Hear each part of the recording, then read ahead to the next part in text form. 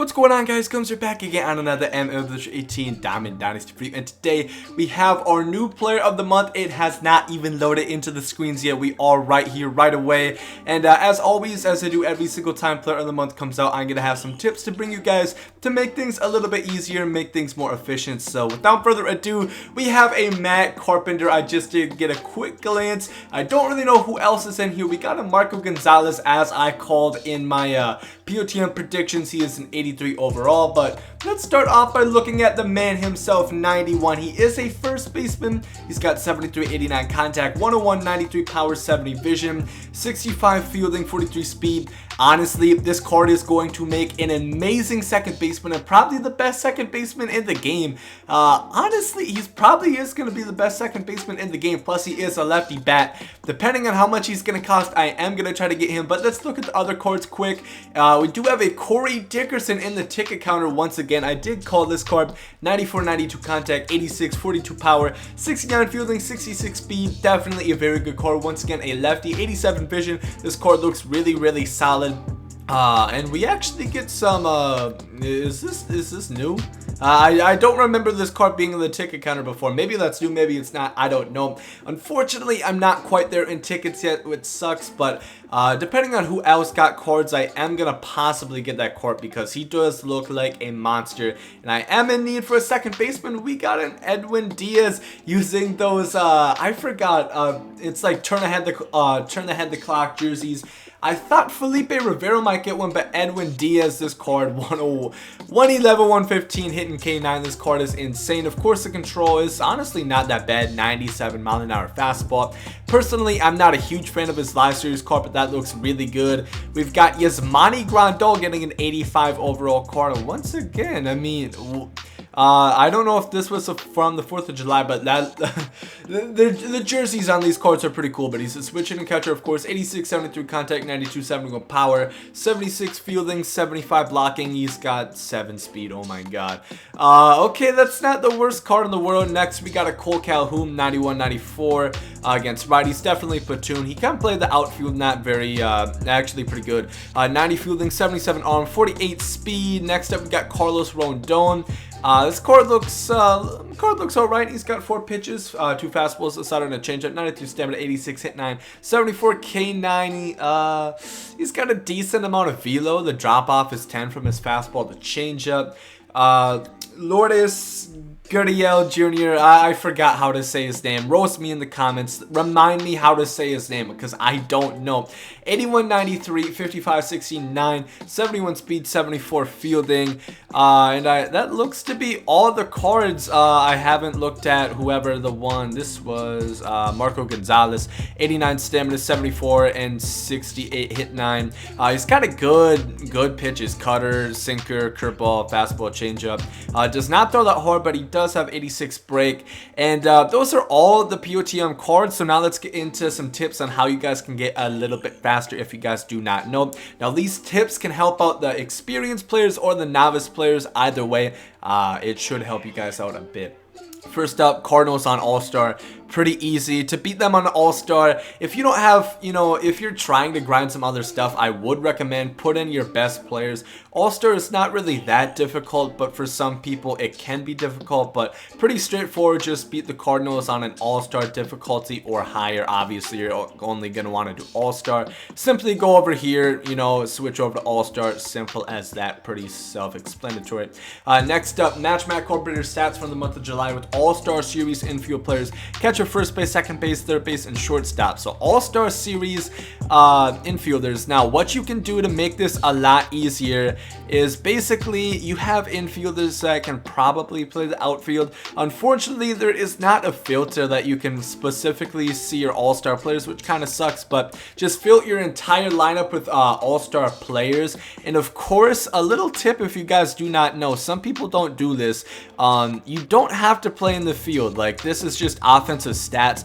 Position doesn't really matter. Just load up your entire lineup with, all-star players, simply go into a play versus computer game, play on away, bat the first half, quit out, you know, repeat until you're done with it. That's how I grinded for Albert Pujols and Frank Thomas. I think it's really effective, and if you don't really feel like grinding any of the pitching and want to do it a little bit faster, this will work out. Plus, you don't have to worry about positions if you don't have anybody that can play the outfield. Next, tally 1 win and 5 strikeouts with the Seattle Mariners starting pitcher in the same Diamond Dynasty game. Pretty easy. If you play versus a computer, you're gonna get 5 strikeouts pretty easily. Of course, just use the Seattle Mariners pitcher. Pretty self-explanatory as well. Tally 5 extra base hits with switch hitter and catcher's primary position in Diamond Dynasty.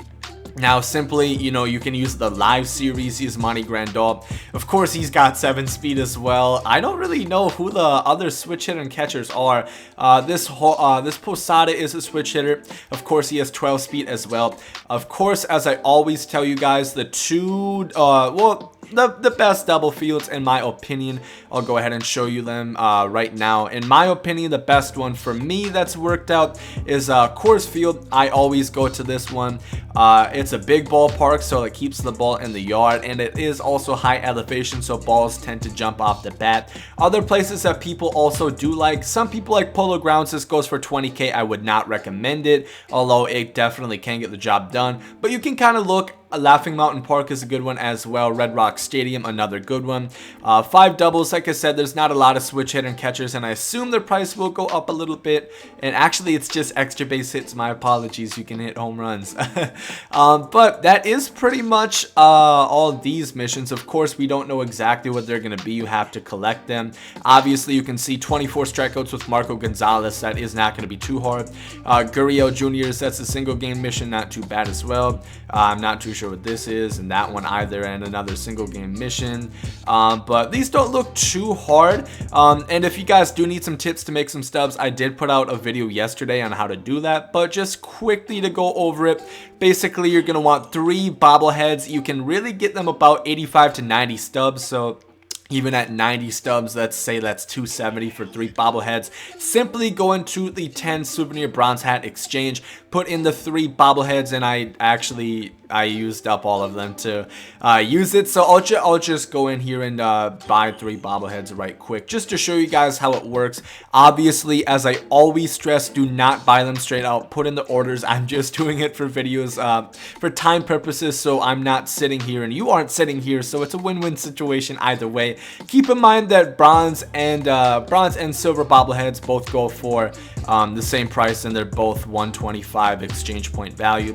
Then you're gonna want to put in 1 hat as well. Once you start doing this more, you're gonna stack up a lot of hats. Just put in a cheap one. Let's say the Royals, you know, that's gonna be 405 out of 400 exchange points, and we're gonna get a 10 bronze hat exchange pack. And you guys are you make a lot of stubs off of this. Hopefully we get some good pulls. Actually, this one was not the best. Okay, that actually was not too good, but it still wasn't bad, and we still definitely made profit. You know, we only put 270, 300 stubs in it, and just to show you, you can definitely get some really good pulls. Obviously, the Angels goes for about 400, and usually you can sell them for more than that. If I can pull up from last night, I was selling Cardinals at, you know, like 500. I was selling Angels at like 500 as well. So usually selling them at night works better, I do find. But as you guys start to do this more, you're gonna get more of a sense on how the market works. And yeah, that is my favorite way to make stubs in the game right now. And just gonna look at this corp again. I think I kind of want to go for him. Right now I have Jose Ramirez in at second base, but you know, he is a switch hitter. I'm not sure what I'm going to do. Let me know your opinion on the player a month cards this time around. I was hoping, like, we didn't get a Chris Davis, we didn't get a Scope, we didn't get a Christian Yelich. So I kind of think Christian Yelich is going to go diamond next update unless he falls off the face of the earth, which I don't really see happening. But I would have liked to see a Yelich card, but Carpenter as the hero is definitely fine by me. Thank you for not putting a live series diamond. If they put Chris Sale in as the POTM hero, I don't know what I would have done. I don't know what the community would have done. We probably would have been pretty upset. But let me know what you guys thought about the player of the month cards. Which ones are you possibly going to pick up? Are you interested in this Matt Carpenter? Let me know down below. But also, I want to say tomorrow I should be having a gameplay series coming.